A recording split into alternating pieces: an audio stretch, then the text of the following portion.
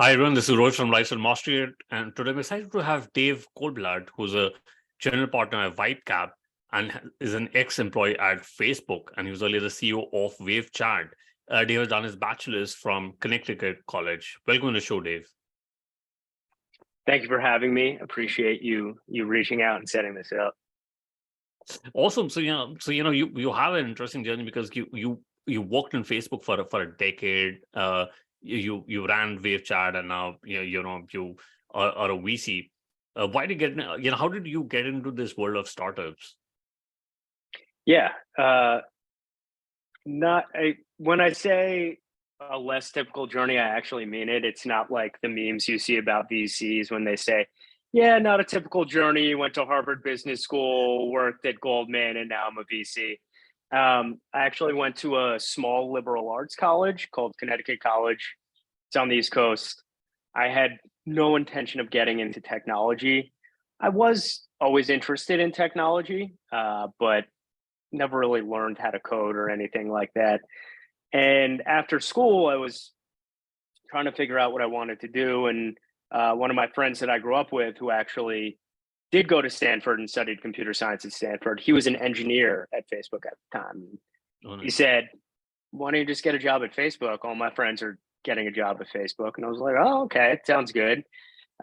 Beats being a bartender. So moved out to the West Coast from New Jersey where I was living in my mom's attic, and started out in customer support at Facebook. Obviously got very lucky and was able to surround myself with incredibly smart, incredibly ambitious, world-changing people, and learned a ton. I like to compare it to, you might not be the most talented basketball player in the world, but if you're practicing with the Golden State Warriors every day, you're going to get better at basketball. So a similar thing happened to me. Was able to learn a lot in my 10 years there. Saw scale at a ridiculous level. Very few companies in the world have over 1 billion users, and Facebook is one of them. Then after that, decided to try my hand at a startup. Learned a lot of really interesting and vital lessons that doing a startup that I hopefully now can apply to being a VC. The number one thing is really no one gives a shit about what you're building. Even when I started working at Facebook, there were millions of people on Facebook, but to get from 0 to 1, and especially I built this consumer social app, it's incredibly difficult. That was probably the biggest lesson that I learned. We can also talk about the content and social audio itself, but wound that down a little bit before COVID, and had always been interested in investing, in the sense of investing is a very multidisciplinary, multivariate type of workflow where you need to bring in domain-specific expertise and human psychology and macroeconomic conditions and luck and probability. And as someone who came from had a liberal arts background, and I would like to say that I'm generally good at a lot of things, but I don't have a deep expertise in, say, engineering or math or writing or anything like that. But I was able to bring all of those things together and synthesize them. And I found that I was able to make predictions about where things were going, which is what you need to do to invest well, a lot better than I was about maybe necessarily building them specifically myself. So spun up the first fund after I did the On Deck Angel Investing Fellowship. First fund started in July 2021. Did that for about a year. That was about $1 million fund. About halfway through, got connected with my current venture partner, Tim Ryan, and we decided to raise a fund 2. Same thesis. Our thesis has been playing out a little too well, and we can talk about that a little later on in the podcast if you want. But decided to raise a fund 2. We same thesis, larger checks, larger allocation, higher ownership percentages. That was going to be a $10 million hard cap. The bottom fell out of the market right when we started fundraising. So we're looking to call it a $5 million hard cap for this fund. And we do still have allocation open. So we are a 506c fund. If someone is interested in getting exposure to any of our Fund 2 portfolio companies, feel free to contact me. And here we are. It's the best of times, it's the worst of times. It's impossible to raise money as an emerging manager from LPs, but the deals we're seeing and the founders we're investing in are unbelievable. So I'll pause there. I know that was a lot, but Rohit, like, is there anything you want me to dive in deeper? Or? Yeah, no, absolutely. I think a couple of interesting things. I mean, 10 years at Facebook is amazing. I mean, I've had few operators who worked at Facebook, but any lessons you learned from Mark Zuckerberg? You know, is it you know? I mean, there's a movie about Facebook, but in specifically, what did you actually learn from the operators there at Facebook, and especially Mark Zuckerberg? Is he really that smart? Yes, he is really that smart. So it's really interesting. Most people, the only interaction they have with Mark is via the movie The Social Network, yeah. Which is it's really, I'm not sure if this has happened to you, but if you know a topic or a space or a place very intimately, and then you compare it to a media depiction of that, whether it's your hometown or a particular topic, you realize how skewed and off the perception is in the popular narrative. So in my experiences with him, he is just a good dude, like a general nice guy. He is an absolute killer when it comes to business and is incredibly focused on succeeding and driving the business forward. But some of the memes about him being, the devil or anything like that, it's a little silly. The two things that I really learned, and this is a funny story. So at Facebook, we used to do Q&As, like all company Q&As every Friday at 4:00, where any person could ask a question to Mark that they wanted. It lasted for an hour. And at one of those talks, I think Frank Gehry was there, the architect who had designed our campus. And there was a little bit of a Q&A session there. And Frank Gehry was describing working with Mark to figure out, what do you want the campus to look like? And Frank Gehry, who is an incredibly successful person in and of himself, said, and then, you have Mark over here, who is the singularly most focused human being I've ever met in my entire life. Which is how I would describe him. Once he gets that, it's kind of like Michael Jordan when he was, like Game 6 of the NBA Finals. He's just, every neuron in his brain is focused on this one narrow problem, and then he can turn it off and switch to another thing. So the first thing is focus.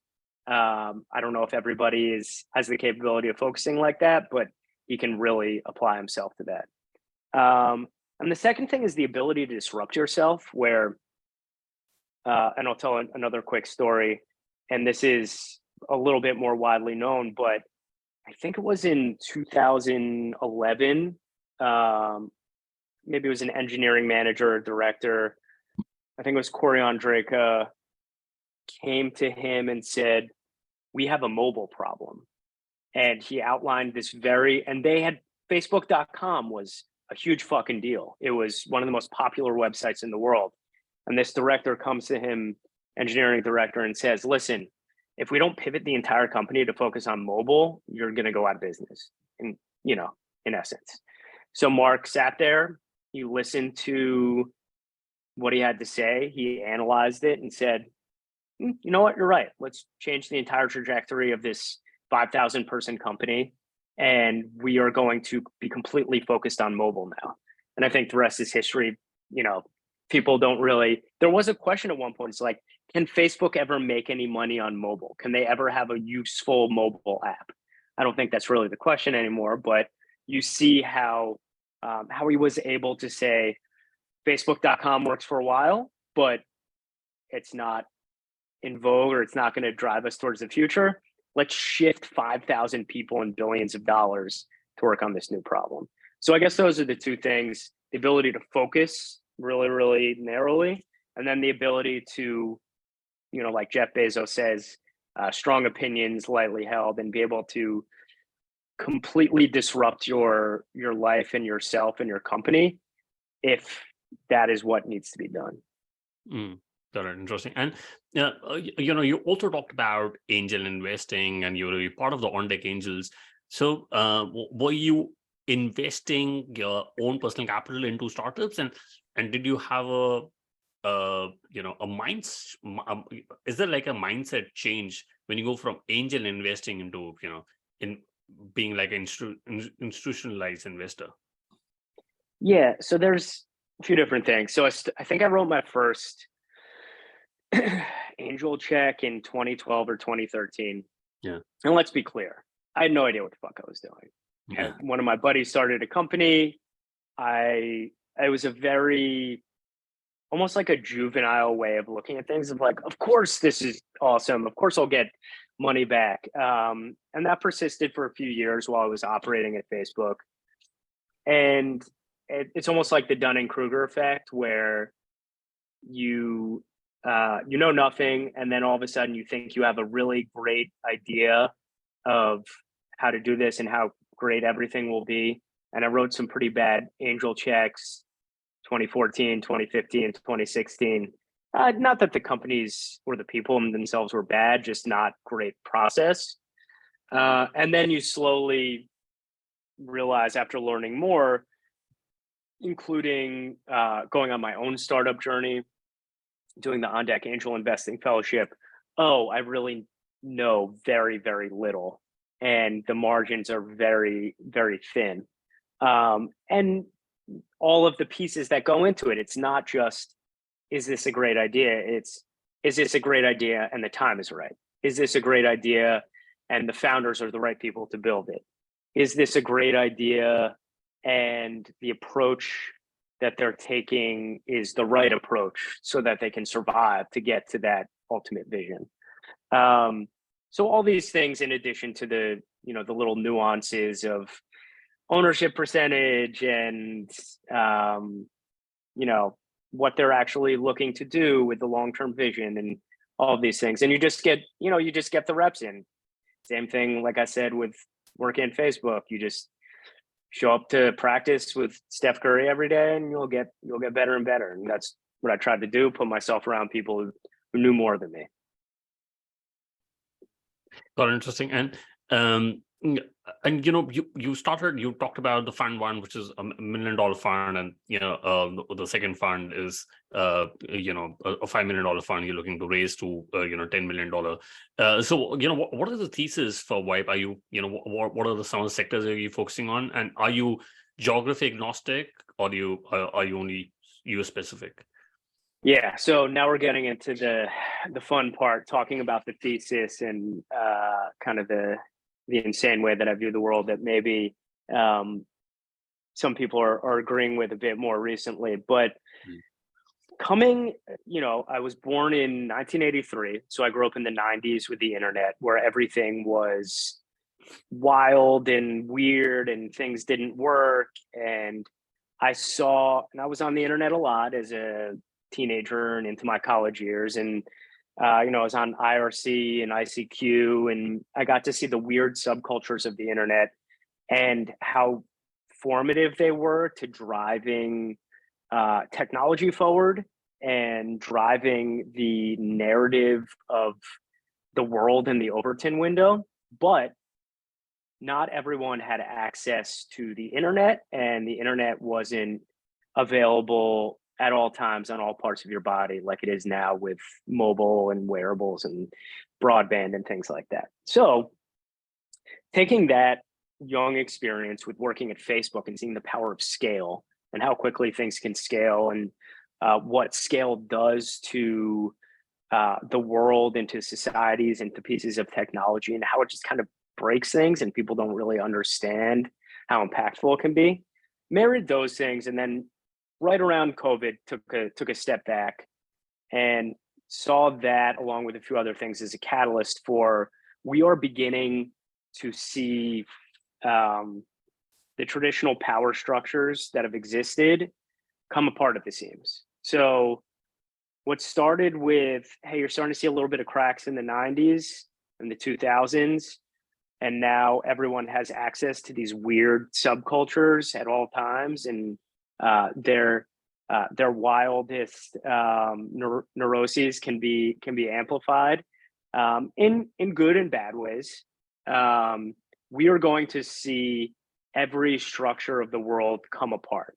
That includes education, finance, healthcare, government, media. Okay, so what does this mean? Our thesis is that the world is going to be wild over the next 10 years. And we were already talking about this in 2021 before Ukraine got invaded, before there was going to be a war over Taiwan. But there, as you no longer have the stability of a Harvard, nation state government, of the New York Times, all of these things are going to be rebuilt from the ground up. And in that intermediary space, there are going to be some incredible companies, both from an impact and from a pure investment upside perspective. And so we married that with, what do we know and what do we think drives the growth of these power structures? And historically, if you look at it, it's technology. And what are the technologies that are really driving people to build? It's crypto, which is a global coordination mechanism, starting off for money, but eventually sort of all value. It's a global trust and coordination mechanism. And then you pair that with AI, which has been part of our thesis since 2021, but I think now we can talk about it a little bit more. And then that leads into what we're calling deep science, which is the application of these exponential technologies to the physical world. If you take a look at how much has the digital world changed since the 70s, it's ridiculous. It's 1,000%, 10,000% change. You have a fucking iPhone in your pocket. How much has the physical world changed? Not that much. It still takes 45 minutes to drive from San Francisco to Palo Alto. Trains still suck. It still takes a long time you're still cooking and washing dishes by hand. So now with the abstraction away of the coordination mechanism of crypto, that abstracts away coordinating large groups of people and capital, the compute and the analysis skills of AI, and the ability to abstract away like that brain power, you combine those two, we're starting to see the impact into real world assets, real world impact, physical things changing. So I'll pause there because that was a lot of abstract talk. I'm more than happy to dive into concretely what we think this means, or if you wanted to go another direction, happy to do that too. Yeah, and so the interesting thing is about crypto. I mean, the last couple of years have taken a big hit on crypto, and with few controversies. Do you think like Bitcoin, Ethereum would be used in exchange of, say, as a dollar, especially in Eastern countries, and countries like China, where it's been banned, and where investors like Charlie Munger are saying that it should be banned in the US. What are your thoughts going forward on that? So I think everybody just needs to take a little breath, take a time out, zoom out a little bit.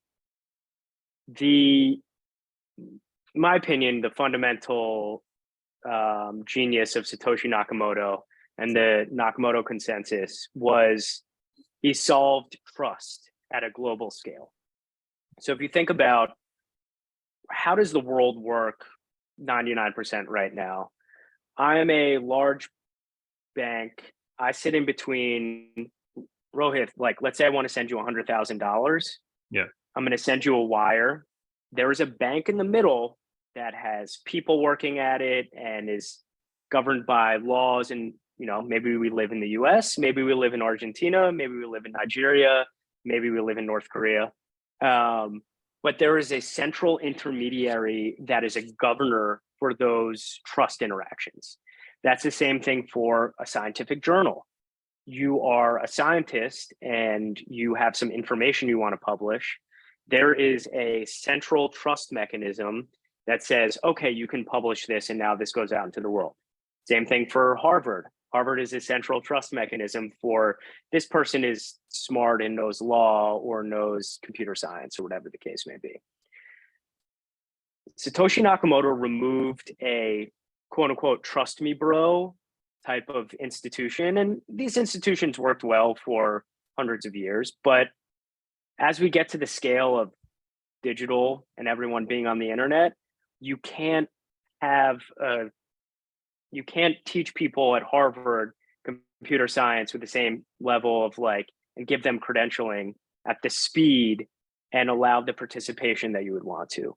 You can't have the participation and the speed that you would want to if the US central bank oversees everything. You can't have the scientific innovation you want if you have a few journals putting a throttle on who is allowed to publish things, who is allowed to participate in this ecosystem. So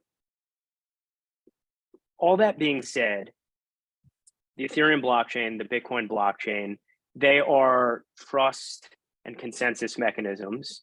And there will eventually be money and monetary exchange as a form of trust and consensus mechanism. He has $1, I want $2, send me that money over 3,000 miles.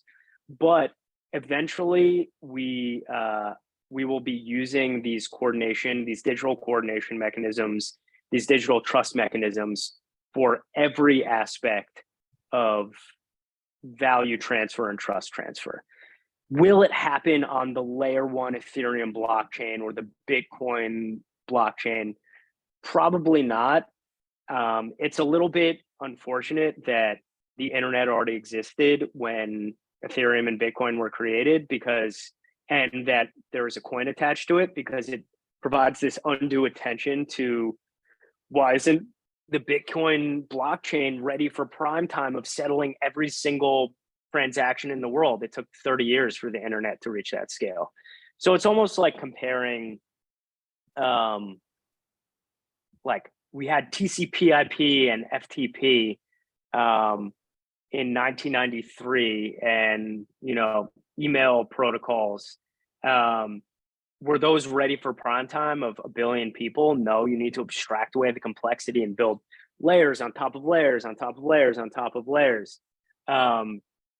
It's going to take some time, and it's unfortunate that the media has run with this narrative, but I think people involved in crypto need to take a look at themselves too, because they got caught up in the hype. I was YOLOing into shit coins in 2021 too.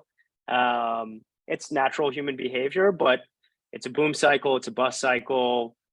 Carlota Perez talks about these types of boom and bust cycles. A bunch of capital flew into it, 99% get washed out, but the 1% that remains is ridiculously valuable. And I'm actually, it sucks the way that it went down with FTX committing fraud, but the people that I know that are working in this space are really fucking smart, and we have tons of capital in the ecosystem. I'm not concerned. It just will take a while. It'll take, unless AI kills us all. It'll just take until 2027 or 2030.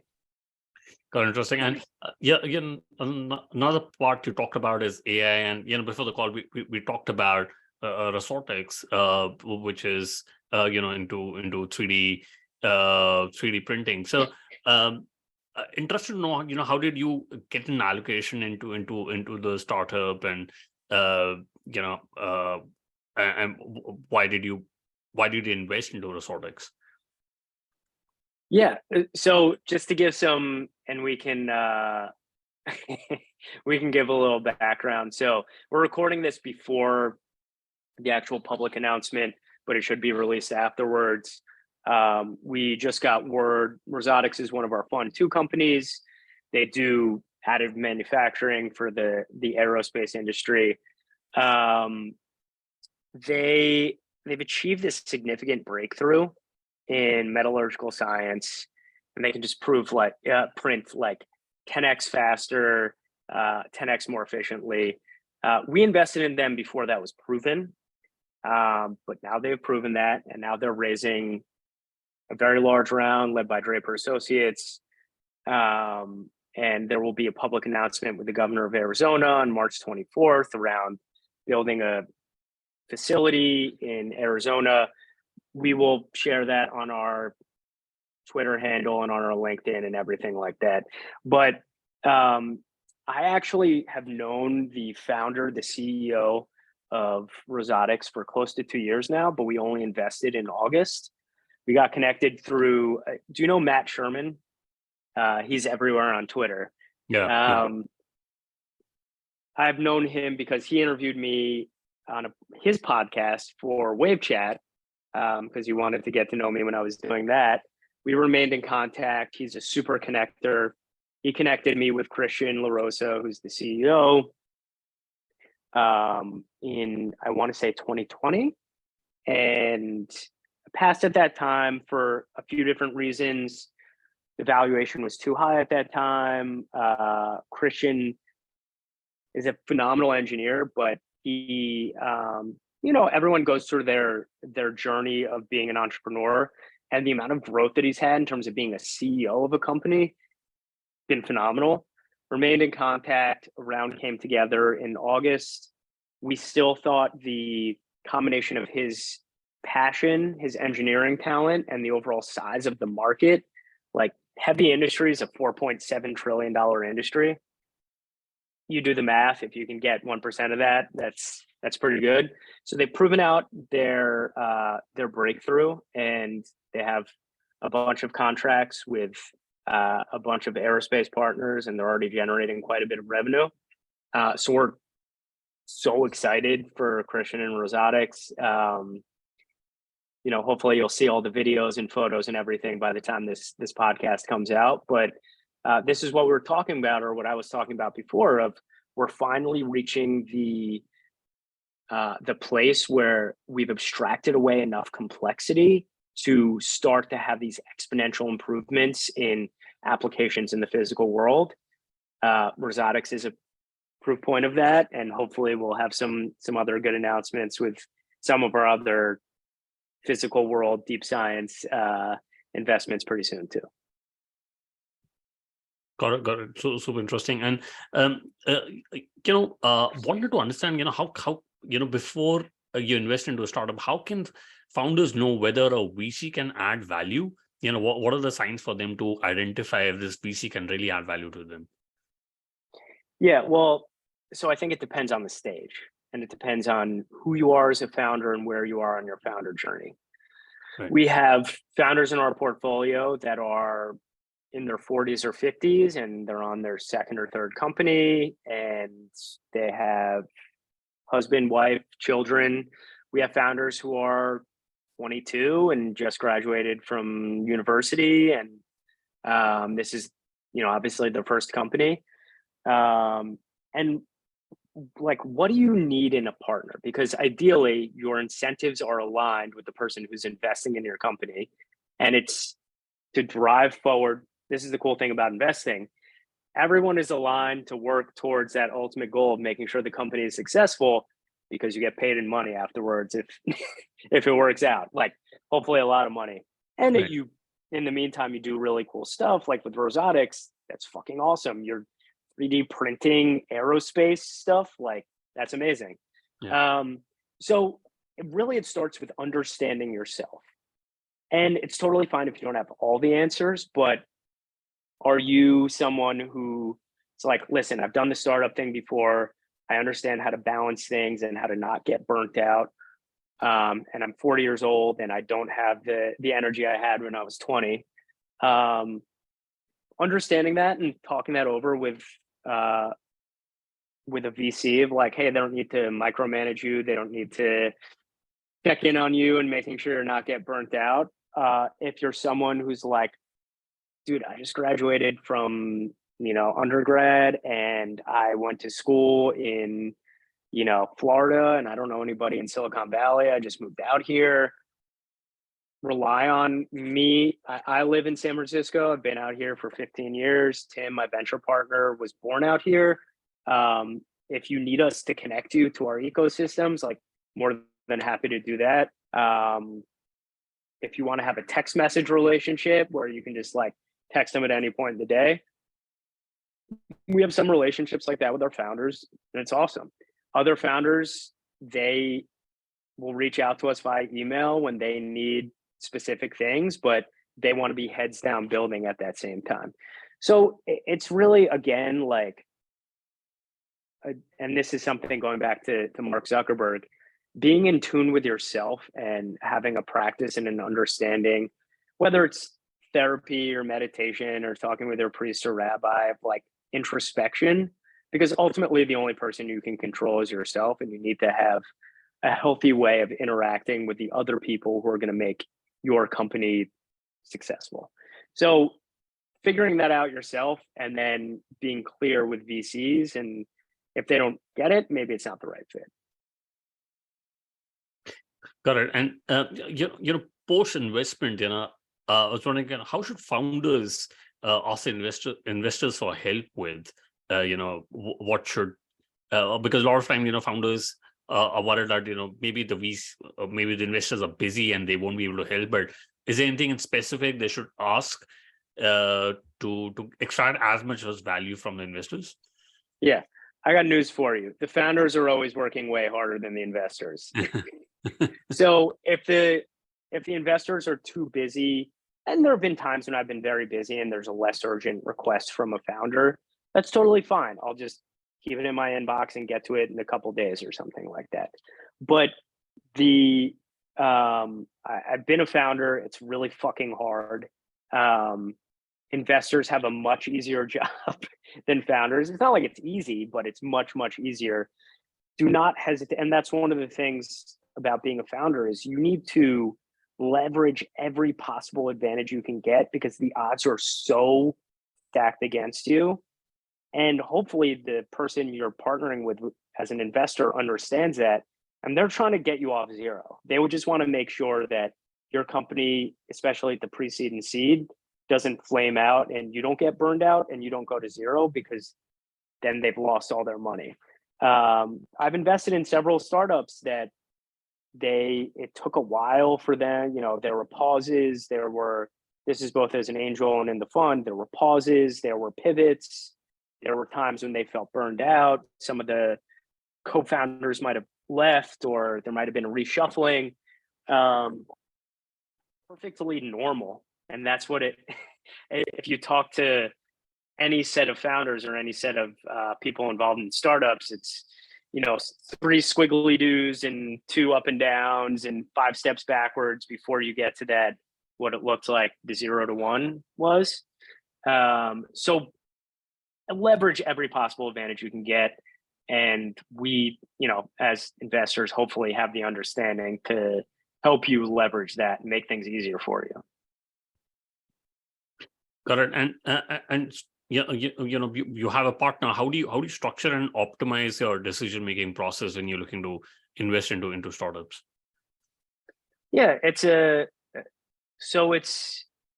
I didn't realize this until and I'm sure you have had a similar experience just working with other people, having a conversation with and getting things out loud in terms of your justification for why you think, oh, of course this will 1000x. Of course this founder is the right fit. Just having another person hear that and say, well, I don't know if that's the case, then you're like, oh, right, I was just in my head and I need to actually sit down and there's a flaw in my logic. just having a sounding board and talking about things is incredibly, immensely helpful. And this is one of the reasons why I highly recommend founders have at least one co-founder. Two or three is probably the right number. Being a solo founder is incredibly difficult just because you can't get out of your own head. Yeah. So yeah, it's just very beneficial to have another person specifically. And, this is a great thing about Tim. Him and I have very diverging viewpoints and opinions. We generally agree directionally on where things are going, but we have a lot of times very different viewpoints on particular things. He's talked me out of things that I was gung-ho on. I've talked him into things around maybe he just didn't quite understand why it was valuable. And having someone who is not like you, we're relatively similar, two white dudes who are in tech, but having someone who has a differing perspective and doesn't agree with everything that you say is tremendously valuable. Very interesting. And, you've also, on your website mentioned, climate change is a driver for volatility, and there's a lot of, opportunities there. In fact, Chamath, who's a VC at Social Capital, said that the first trillionaire will be from climate change, from climate tech. So, but what are some of the opportunities that you see in climate tech, which in the next couple of years, you Right. think, yeah. So we also list, and we talked a little bit about this earlier. Okay, what is driving a lot of this change, a lot of this shift in the Overton window, a lot of this shift in the global posture and attitude that feels very different than, say, in 1950 or 1960. I'm not that old. I wasn't alive then, but based on what I've read. So what stays the same? The laws of physics of the universe, human behavior and human biology, although maybe not for long, and human psychology. Those things are not changing, at least anytime soon. What is different? And it's how people react to the tools and systems around them, technology, but also the overall landscape of existing in a physical world on the earth, and the people that exist, and their demographics. So if the world is 1 degree hotter, that obviously humans are, we try to escape our biological flesh suits that we're in, but we're such animals. It's ridiculous. I think there's tons of studies around, you put people in a room with one color versus another color, their cortisol, if it's red, the cortisol levels go through the roof. If it's blue, things drop. Judges make, maybe this is apocryphal, but judges give 75% lighter sentences after lunch because they're happy that they just had lunch versus right before lunch when they're angry because they're hungry. So if you increase the temperature in the world and there's increased smoke from wildfires and there's increased flooding, that is something that affects on the scale of 8 billion people for the most part. It's just 1 + 1 = 2. Like, there is going to be some sort of second and third order effects. What all of those effects are, I don't know. Nobody knows. It's hard to predict the future, but you could imagine there is going to be maybe there's 1,000 things. A few are in the insurance space, like you need to insure more against wildfires and floods. In the travel space, like maybe you need some additional protection, or more things will be accessible or inaccessible. In the heavy industry space, maybe you need to build more resilient homes or automobile. Like the general physical being and space around you, if things are changing, the economy and technology needs to respond to it. And I agree with Chamath. There's going to be trillions and trillions of dollars of gross product or growth coming out of it. Got it. And I quickly want to do the top three. What's your favorite business book? I have two. Three actually. Okay. Is it okay if I do three? Yeah, no, absolutely. Go ahead. Shoe Dog I love it. by Phil Knight, which is just a great book and just tells the story of like the nitty gritty of business. The Places That Scare You by Pema Chodron. She is a Buddhist nun monk and talking about the journey of understanding yourself and you having control over what really drives you from a psychological perspective, and how to healthily deal with that so that you don't, in business, burn out, or you're not being an asshole to your co-founder, your coworker, or you understand from a broader psychological perspective, why are people losing their minds and fighting with each other on the streets in America? Why are there riots everywhere? Really getting to the root of the psychological situation. And she's just an incredible author. And then from a specific startup point of view, 0 to 1, there's a lot of stuff I don't agree with Peter Thiel on, but he's very smart about startups and all of the ways in which he enumerates the very specific aspects of an early stage startup are invaluable if you're beginning your starter or your founder journey doing a startup. Got it. We'll put that in the show notes. And, if you could go back in time when you started investing and you started Whitecap, what is the one thing you would have focused on or done things differently? Yeah, I think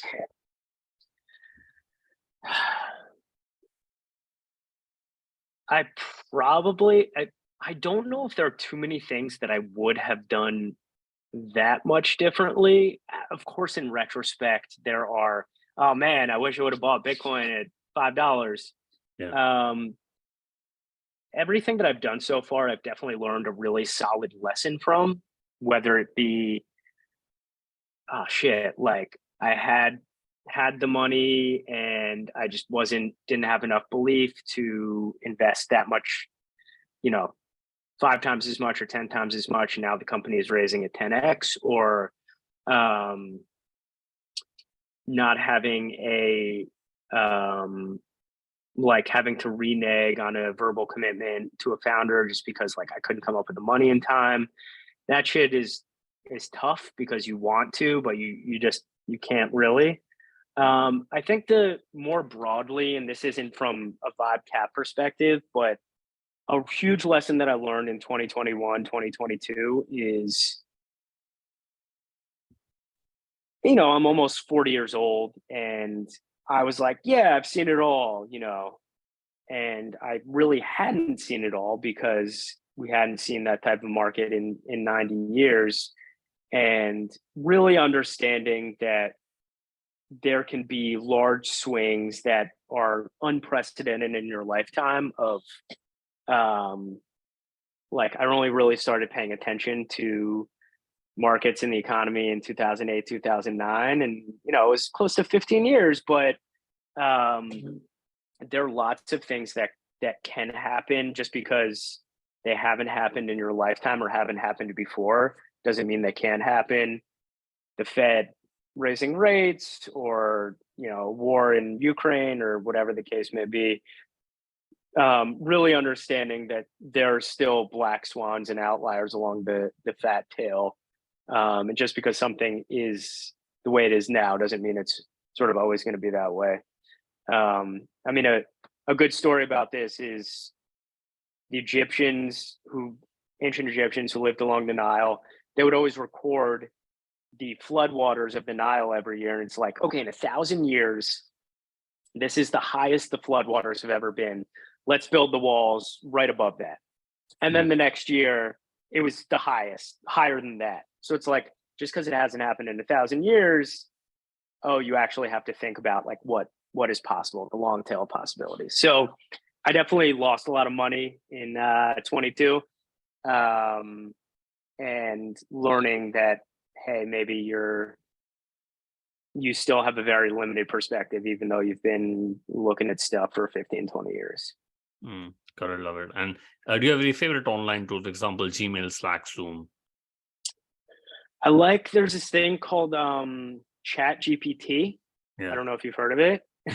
Yeah. No, some of the prompts that I use in Chat GPT that have become a really invaluable resource are if there's a very dense piece of scientific literature that uses really jargony terms, like an abstract from a scientific paper, you say, hey, Chat GPT, explain this to me like I'm 5.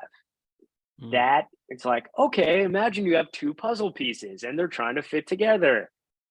For a dumb VC like me, like it's really fantastic, especially in areas that are very jargony, like biotech,